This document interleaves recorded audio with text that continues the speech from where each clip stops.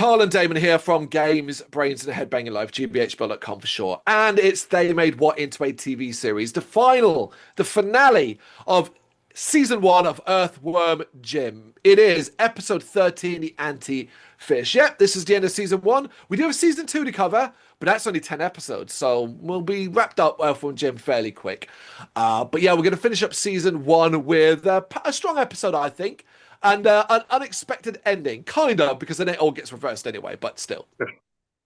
It is the anti-fish. And we begin with Psycho blasting Jim using a de-evolution ray. I had flashbacks on the Super Mario Brothers movie here.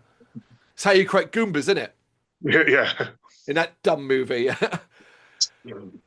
Jim prays to the great worm spirit, but it doesn't help. Has Psycho won? No, because the goo version of Jim, so he's been turned into goo, which is the de-evolution, is still capable of defeating Psycho. I did laugh at that. I was still a bit like, well, okay, there you go. You just suck as a villain, dude.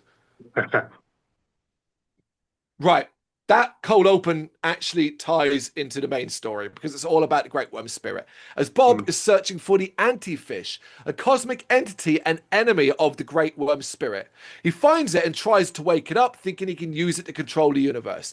Except he's unable to wake it up. The fish simply wants to sleep. And in a great callback, we then cut to Jim, who is dealing with his evil twin again. Yes, his evil twin, who's been on a rampage, is still around.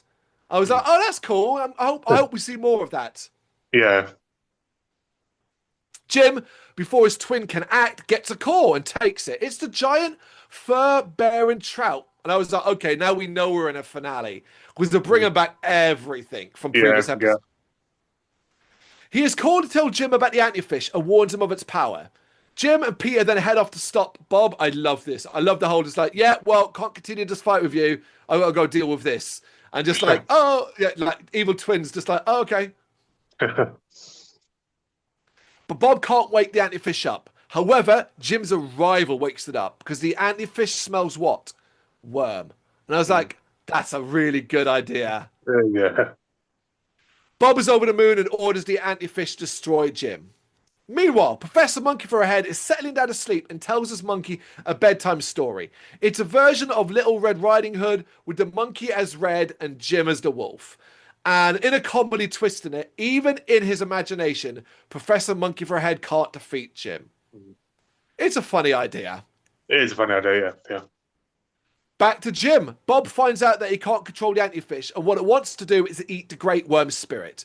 But the Great Worm Spirit is the life force of the universe. If it is destroyed, the universe ends. And I'm like, this is awesome. Now they've given us end of the universe stakes in this finale. Like, they're bringing everyone in, and they're saying this could be the end of the universe. We all know it's not going to be. But they're rising. The stakes are going up. We never get this with a lot of our other shows. We never get where they're like, okay, here's the end of the season. We're going to actually give you something with stakes. Well, yeah, most of the other shows, it's just a standard episode normally. Yeah, absolutely. Even go back to Donkey Kong Country and never forget we had a clip show as the penultimate episode that we thought should have been the finale because it added emotion and goodbyes to things. And then they ended up ending that show with just an episode that was just like any other. Yep, indeed. And don't get us started on the cliffhanger that was Pac-Man and the Ghostly Adventures. Yep. But obviously, right, the universe ending is a problem for Bob too. He wants to take over the universe, not it end. So, he's forced to work with Jim and Peter to stop the fish from traveling back in time and killing the spirit at the beginning of the universe. Now, I love how time travel is done here. The sewers and the manholes. How imaginative is that? That's a really clever way to do it. Yeah, it is. Yeah, it's the amount of ways of films we've seen where they've done time travel is very, very, very different and clever. Yeah. Yeah. They do catch up with the anti-fish and are sent to prehistoric times for some antics with some dinosaurs. They are trapped, though, and forced to use... Well, it turns out there are other ways to travel through time, and one of them is the Restaurant of Time. And basically... And I'm going to try to explain it the way the show does. Haggis. It's all about haggis. And if you know what haggis is a load of things boiled up, vegetables and meat, and then boiled inside a sheep's stomach or something like that. It's a Scottish delicacy. It might be a delicacy elsewhere, but I mostly know it and associate it with Scotland. Damon, have you ever had haggis? I haven't. No, I haven't, but I've seen it made and eaten in on TV shows like Gordon Ramsay stuff. Would you eat it? Would you try it? I'll give it a go. So I've had frogs and snails, so I'll give it a go. So I've never had it, I've never eaten it, and I never will. The idea of I'm very particular about what I eat anyway these days, and when it comes to meat. So the idea of that simply turns my stomach to such a degree I wouldn't even be wanting to try it because I know I wouldn't like it. My mind would tell me I didn't nonetheless. But basically, the idea is eat haggis, and it's so gross that time will slow down or speed up, and then when they leave, they'll be where they need to be, which is the dawn of time. It's a funny idea, I guess. yeah. But why is this so dangerous? The bill. Because it still costs them. And none of them can afford it. So they're basically forced to clean dishes for 1,000 years and then another 150 years for a tip. The tip scene is fucking hilarious. This episode's a banger. Yeah. They finally make it to the dawn of time and head off to the center, arriving just in time.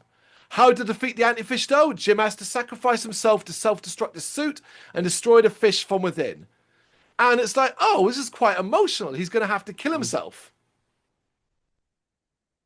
The spirit, though, doing a Christopher Walken voice. That was weird. Right? Revives them out of gratitude and sends them back to their own time. The Bob and Jim truce is over, and Bob now tries to destroy Jim. But they're able to escape and leave Bob stranded as his ship has no energy.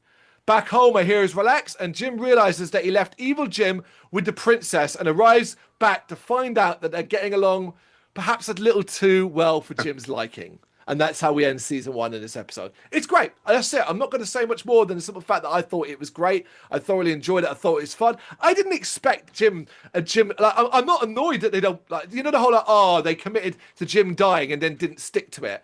Yeah. Be serious. Like, of course not. It's fine. Yeah, exactly. Yeah, of course. It was just it was a fun scene and a clever way to end the episode. Yeah, it's a good episode, but I think overall it was a very, very strong first season. I think every episode had good points throughout the entire season. So yeah, I think this is up there as one of my favorite shows you've done. I really had a lot of fun with it. I'm really looking forward to seeing what season 2 offers, because I know season 2 has a little bit of a different ideas, a different take too. But that is it. That is episode 13, the anti-fish of season 1. You got any thoughts that you want to share? You know what to do. Let me know in the comments. Thank you very much for watching. If you've enjoyed what you've seen, please consider hitting that like and subscribe button. It does help us out. You can find us at gbhbl.com and across all social media platforms. And if you really want to give us a bit of extra support, please consider buying us a cup of coffee over on our coffee page. Thank you.